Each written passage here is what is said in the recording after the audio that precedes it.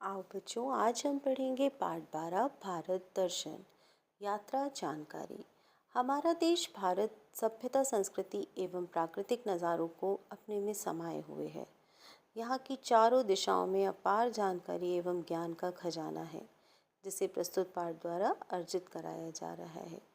प्रकृति प्रेम, भारत को जानना, देश प्रेम, ये इस पाठ के जीवन मूल्य हैं।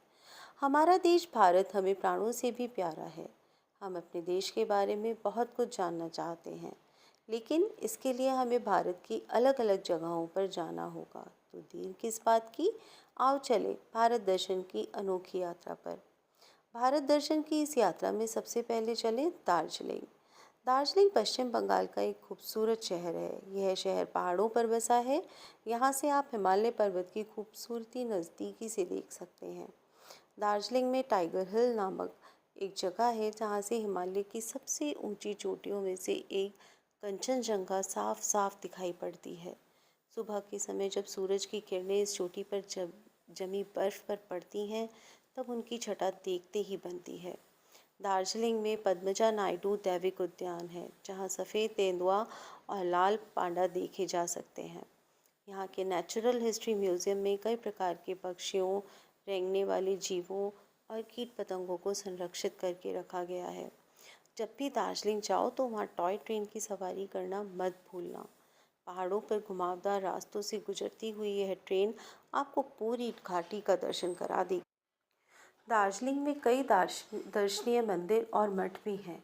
इनमें से प्रमुख हैं पीस पैगोडा, जापानी मंदिर, जेलुगप्पा, घूमर, मागडोग मठ, शाक्या मठ और भूटिया बस्ती मठ। दार्जिलिंग की बात हो और वहाँ की चाय का नाम ना आए, भला यह कैसे हो सकता है। यहाँ जगह जगह चाय के बागानों को देखकर आप रोमांचित हो उठोगे। भारत दर्शन की इस यात्रा में अब चलें जयपुर। राजस्थान की राजधानी जयपुर एक बहुत ही खूबसूरत शहर है। इसे गुलाबी नगर के नाम से भी जाना जाता है। वह इसलिए क्योंकि अधिकतर भवन गुलाबी पत्थर के बने हैं। इस शहर में बहुत से आकर्षक पर्यटन स्थल हैं, जहाँ जैसे हवा महल, आमेर का किला, जयगढ़ दुर्ग, नाहरगढ़ किला, जंतर मंतर, बिरला तारा मंडल, गोविंद देव जी का मंदिर, सिटी पैलेस आदि। जयपुर घूमने आने वाले लोग यहाँ के बाज़ारों में खरीदारी भी बहुत करते हैं। यहाँ राजस्थानी कला को दर्शाते कपड़े और सजावटी सामान खूब मिलते हैं। संगमरमर की सफ़ेद मूर्तियाँ भी यहाँ मिलती हैं। जयपुर को भारत का पेरिस भी कहा जाता है। भारत दर्शन की इस यात्रा में आगे बढ़ते हुए चले मसूरी। मसूरी उत्तराखंड राज्य का एक शहर है। देहरादून से लगभग 35 किलोमीटर की दूरी पर स्थित मसूरी को पर्वतों की रानी कहा जाता है। इसे गंगोत्री, यमुनोत्री आदि पवित्र तीर्थस्थलों का प्रवेश द्वार भी कहा जाता है। मसूरी की सबसे ऊंची चोटी है चाइल्डर्स लॉज। इस जगह पर पैदल या घोड़े पर बैठकर पहुंचा जा सकता है। चाइल्डर्स लॉज से बर्फ से ढकी हिमालय पर्वतमाला देखने में बड़ा आनंद आता है। मसूरी की दूसरी सबसे ऊंची चोटी है गन हिल। इस स्थल पर पैदल भी पहुंचा जा सकता है, लेकिन रोपवे द्वारा यहाँ जाने का मज़ा ही कुछ और है।